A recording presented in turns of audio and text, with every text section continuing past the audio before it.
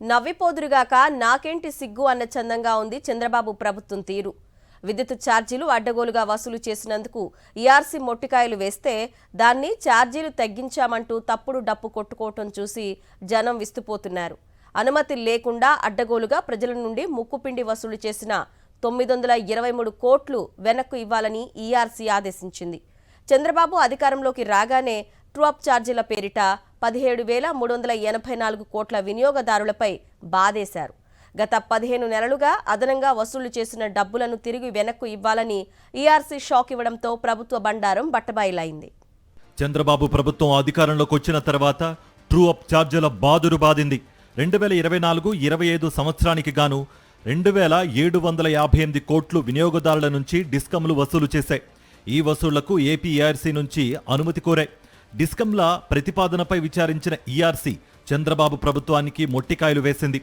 డిస్కంలు చెప్పిన లెక్కలు విద్యుత్ కొనుగోలు వ్యయంలో భారీ వ్యత్యాసాన్ని గుర్తించింది. దీంతో డిస్కంలు అడిగిన దానికి యథాతథంగా ఆమోదం తెలపకుండా 923 కోట్లు వెనక్కి ఇవ్వాలని ఆదేశించింది.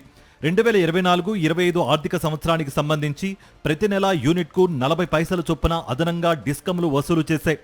ఎస్పీడీసీఎల్ 1,106 కోట్లు, సిపిడిసిఎల్ 614 కోట్లు, ఈపీడీసీఎల్ 1,067 కోట్లు చొప్పున వసూలు చేశాయి.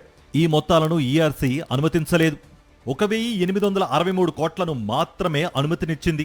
దీంతో 923 కోట్ల రూపాయలను నవంబర్ నుంచి వినియోగదారులకు తిరిగి 12 నెలల్లో చెల్లించాలని ఆదేశించింది. అనుమతి లేకుండా అదనంగా వసూలు చేసేసిన ఛార్జీలను వెనక్కి ఇమ్మని ప్రభుత్వాన్ని మొట్టికాయలు వేస్తే సీఎం చంద్రబాబు, ఎల్లో మీడియా దానికి ఛార్జీలు తగ్గించామని గొబెల్స్ ప్రచారానికి శ్రీకారం చుట్టారు. ఈ ప్రచారంపై విపక్షాలు తీవ్రంగా మండిపడుతున్నాయి. ఈ ప్రభుత్వం ప్రజల దగ్గర నుంచి మేము విద్యుత్ ఛార్జీలు పెంచమని అధికారంలోకి వచ్చి విద్యుత్ ఛార్జీలు పెంచడమే కాకుండా ఎలక్ట్రిసిటీ రెగ్యులేటర్ కమిషన్కి సంబంధించినటువంటి నియమ నిబంధనలు వాళ్ళు ఇచ్చినటువంటి అనుమతుల పరిమితుల కన్నా అధిక మొత్తంలో వసూలు చేసి ప్రజల దగ్గర అక్రమ వసూళ్లకు పాల్పడి అన్యాయం చేసింది, మోసం చేసింది. కాబట్టి మీరు అక్రమంగా అన్యాయంగా చేసినటువంటి మొత్తాన్ని మాత్రమే వెనక్కి ఇవ్వమని తప్ప మీరు వసూలు చేసినటువంటి మొత్తాన్ని వెనక్కి ఇవ్వడం లేదు. కాబట్టి దాన్ని కూడా గొప్పగా చెప్పుకోవడం అనేటువంటిది దురదృష్టకరం. చంద్రబాబు నాయుడు అనేటువంటి వాడికి ఇది మొట్టికాయ లాంటిది, చెంపదెబ్బ లాంటిది.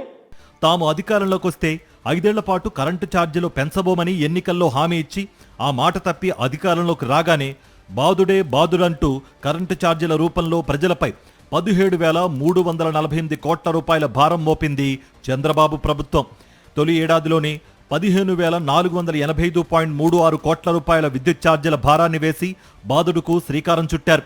అందులో గత ఏడాది చివరి నుంచే 6,072.86 కోట్ల రూపాయల భారాన్ని వసూలు చేస్తుండగా ఈ ఏడాది జనవరి బిల్లుల నుంచి మరో 9,412.50 కోట్ల రూపాయలను జోడించారు. 2024-25 ఆర్థిక సంవత్సరానికి వినియోగదారులకు ఇచ్చే బిల్లుల్లో యూనిట్కు 40 పైసలు అదనంగా వసూలు చేయడం ఏడాది ప్రారంభంలోనే మొదలుపెట్టారు. అలా మార్చి వరకు జనం డబ్బును అదనపు ఛార్జీల పేరుతో ముక్కుపిండి లాక్కుంది చంద్రబాబు సర్కారు. అందులో 1,863 కోట్ల విద్యుత్ ఛార్జీలకు ఈఆర్సీ ఆమోదం తెలిపింది. దీంతో చంద్రబాబు ప్రభుత్వం విద్యుత్ ఛార్జీల బాదురు ఏకంగా 17,348 కోట్ల రూపాయలకు చేరింది.